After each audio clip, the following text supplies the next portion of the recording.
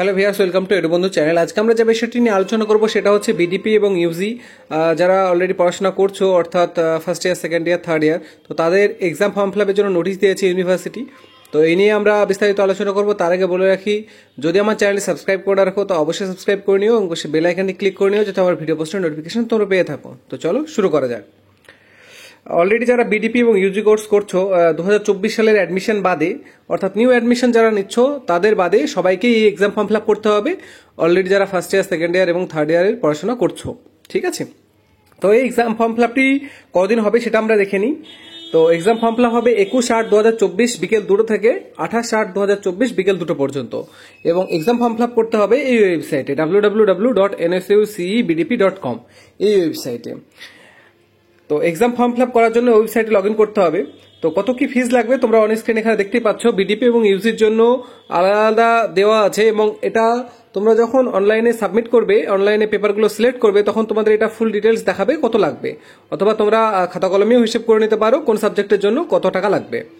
তো এক্ষেত্রে বলে রাখি, প্র্যাকটিক্যাল এবং থিওরি দুটোর জন্য এক্সাম ফর্ম ফিল আপ হবে। তোমরা নোটিশটি হেডলাইন দেখলেই বুঝতে পারবে, এখানে বিডিপি এবং ইউজি দুটো কোর্সেরই থিওরি এবং প্র্যাকটিক্যালের এক্সাম ফর্ম ফিল আপ হবে। প্র্যাকটিক্যাল সায়েন্সের আছে, আর্টসের নেই। তো যারা সায়েন্স নিয়ে পড়াশোনা করছো তাদের প্র্যাকটিক্যালের এক্সাম ফর্ম ফিল আপ এবং থিওরির এক্সাম ফর্ম ফিল আপ, আর যারা আর্টস নিয়ে করছো তাদের শুধুমাত্র থিওরির এক্সাম ফর্ম ফিল আপ। তো এই হচ্ছে নোটিশ। এবং পরীক্ষা শুরু হতে পারে, যেটা দেওয়া রয়েছে যে 3rd উইক অফ অক্টোবর, অর্থাৎ অক্টোবর মাসে 3rd উইক থেকে শুরু হতে পারে। আমার মতে হয়তো অক্টোবরে হবে না, নভেম্বরে হতে পারে। তো সেটা পরবর্তীকালে যখন নোটিশ দেবে তখন বোঝা যাবে। তো এই এক্সাম ফর্ম ফিল আপ না করলে তোমরা অ্যাসাইনমেন্ট সাবমিশন অথবা এক্সাম কোনো কিছু দিতে পারবে না। তাই এক্সাম ফর্ম ফিল আপ তোমাদেরকে করে নিতে হবে। বিডিপির ক্ষেত্রে যে প্র্যাকটিক্যাল পেপারগুলোর এক্সাম ফর্ম ফিল আপ হবে সেগুলো তোমরা অন স্ক্রিন দেখতেই পাচ্ছ, এবং ইউজিরও রয়েছে। তো এই প্র্যাকটিক্যালগুলোর এক্সাম ফর্ম ফিল আপ হবে। তার সাথে সাথে থিওরি যে পেপারগুলো রয়েছে তোমাদের প্রসপেক্টাস বা সাবজেক্ট অনুযায়ী পার ইয়ার যেরকম আছে সেরকমভাবে তোমাদেরকে সিলেক্ট করতে হবে। তো সিলেক্ট করার ব্যাপারটা তোমরা ওয়েবসাইটে করতে পারবে, এবং সেখানে পেপারগুলো সঠিকভাবে দেখে নেবে, দেখে নিয়ে তোমরা সাবমিট করবে। তো 21 তারিখ থেকে 28 তারিখের মধ্যে তোমাদের এক্সাম ফর্ম ফিল আপটি করতে হবে। এক্সাম ফর্ম ফিল আপ না করলে অ্যাসাইনমেন্ট এবং এক্সাম দিতে পারবে না। কত কি ফিজ লাগবে অন স্ক্রিন দেখতে পাচ্ছ, এটা আমি বলছি না, কারণ এইভাবে তোমরা বুঝতে পারবে না। তোমরা অন স্ক্রিন এটা স্ক্রিনশট নিয়ে বা নোটিশটি ডাউনলোড করে সেখান থেকে নিয়ে তোমরা খাতা কলমে হিসেব করতে পারো।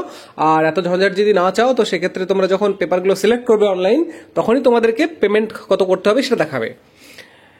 আচ্ছা, আগেই বললাম 21 তারিখ থেকে 28 তারিখের মধ্যে করতে হবে এবং অনলাইনে পেমেন্ট করতে হবে। এক্সাম ফর্ম ফিল আপের যে প্রসেস আছে সেটা দেখতে পাচ্ছ। তোমাদেরকে ওয়েবসাইটে প্রথমে ভিজিট করতে হবে, তারপরে সাইন আপ করতে হবে। সাইন আপে যদি সমস্যা হয় সেক্ষেত্রে তোমরা হেল্পলাইনে যোগাযোগ করতে পারো, যেটা হচ্ছে 9830338974। যদি সাইন আপ হয়ে যায় তো সেক্ষেত্রে তোমরা লগ ইন করতে পারবে এনরোলমেন্ট নাম্বার এবং ডেট অফ এনরোলমেন্ট এবং পাসওয়ার্ড দিয়ে, যেটা মোবাইলে যাবে। তারপরে এক্সাম ফর্মটা ফিল আপ করতে হবে, তারপরে সাবমিট করতে হবে, তারপরে অনলাইন পেমেন্ট সাকসেসফুল হলে তোমরা রিসিপ্ট পাবে। এই হচ্ছে ব্যাপার। তো সাইন আপ করতে কি কি লাগবে দেখে নাও।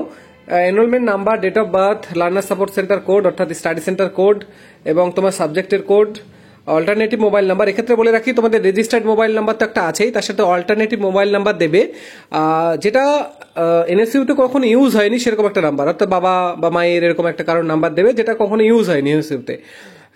এক্ষেত্রে বলে কি কেন দেবে, তো সেক্ষেত্রে দেখা গেল তোমার নাম্বারে হয়তো ওটিপি প্রবলেম করছে, তো অল্টারনেট নাম্বারে ওটিপি দিয়ে তুমি অ্যাসাইনমেন্ট দিতে পারবে। তো এই জন্যই অল্টারনেট নাম্বারটা দেওয়া। তো কখনোই তোমার নিজের নাম্বারটা রিপিট করে অল্টারনেট নাম্বারে দেবে না, অল্টারনেট নাম্বার হিসাবে নতুন কোনো নাম্বার দেবে যেটা এনএসইউতে কখনো ইউজ হয়নি, ঠিক আছে? তো এটা মাস্ট করবে, কেননা অ্যাসাইনমেন্টের সময় অনেকেরই সমস্যা হয়, রেজিস্টার্ড নাম্বার কারোর বন্ধ হয়ে যায়, এরকম সমস্যা অনেকেরই হয়। তো সেক্ষেত্রে অবশ্যই তোমরা অল্টারনেটিভ নাম্বার হিসাবে এনএসইউতে ইউজ হয়নি এরকম কারোর নাম্বার দেবে। এগুলো দেওয়ার পরে তোমাদেরকে ইমেল আইডি দিতে হবে। ইমেল আইডি দেওয়ার পরে আধার কার্ড, এবিসি আইডি এগুলো দেওয়ার পরে সাবমিট করতে হবে। সাবমিট করলে তোমাদের মোবাইলে ইউজার আইডি এবং পাসওয়ার্ড চলে যাবে, সেটা দিয়ে তোমাদেরকে লগ ইন করতে হবে। তো এখানে লেখা আছে যে যদি কেউ অল্টারনেট মোবাইল নাম্বার না দিতে চায় সেক্ষেত্রে 5টা স্টার ওখানে দিতে পারে, কিন্তু আমি বলবো অল্টারনেট নাম্বার দেওয়ার জন্য, এবং সেটা কখনো ইউনিভার্সিটি ইউজ হয়নি এরকম নাম্বার, ঠিক আছে? তো যখন তোমার মোবাইলে ইউজার আইডি এবং পাসওয়ার্ড গেল, সেটা দিয়ে লগ ইন করলে তোমাদের সামনে এক্সাম ফর্ম খুলে যাবে এবং এক্সাম ফর্মে তোমাদেরকে পেপারগুলো সিলেক্ট করতে হবে। পেপারগুলো সিলেক্ট করার সময় অবশ্যই মিলিয়ে নেবে যে তোমার যে এসএলএমএস রিসিপ্ট আছে সেই অনুযায়ী পেপারগুলো আছে কিনা, কেননা সেই পেপারগুলো যদি একটা ভুল হয়ে যায় তো সেই পেপারে তুমি অ্যাসাইনমেন্ট বা এক্সাম দিতে পারবে না। তাই অবশ্যই সাবমিট করার আগে মিলিয়ে দেখে নেবে। সাবমিট করার পেপারগুলো সিলেক্ট করার পরে সাবমিট করতে হবে। সাবমিট করার পরেই তোমাদের পেমেন্টের অপশন দেখাবে। পেমেন্ট করতে হবে তোমাদেরকে ডেবিট কার্ড, ক্রেডিট কার্ড অথবা নেট ব্যাংকিং ইউজ করে। পেমেন্ট করার পরে পেমেন্ট রিসিপ্ট তোমরা পেয়ে যাবে। তো এই হচ্ছে এক্সাম ফর্ম ফিল আপের বিষয়। তো অবশ্যই তোমাদেরকে এক্সাম ফর্ম ফিল আপটি করতে হবে। এক্সাম ফর্ম ফিল আপ না করলে তোমরা অ্যাসাইনমেন্ট অথবা এক্সাম কোনো কিছু দিতে পারবে না। তাই অবশ্যই যারা first year, second year, third year আছো বিডিপি এবং ইউজির, তারা অবশ্যই এক্সাম ফর্ম ফিল আপটি করে নেবে। এই আপডেটটি দেওয়ার জন্য আমরা ভিডিওটি করা। যদি ভিডিওটি ভালো লেগে থাকে অবশ্যই লাইক করবে, বন্ধুদের সাথে শেয়ার করবে, কোনো কিছু জানা থাকলে অবশ্যই কমেন্ট করবে। এছাড়া এই ধরনের এডুকেশনাল ভিডিও পেতে আমার চ্যানেলটি অবশ্যই সাবস্ক্রাইব করে নেবে এবং পাশে বেল আইকনটি ক্লিক করে নেবে যাতে আমার ভিডিও পোস্টের নোটিফিকেশন তোমরা পেয়ে থাকো। ভিডিও দেখার জন্য ধন্যবাদ। সবাই ভালো থেকো।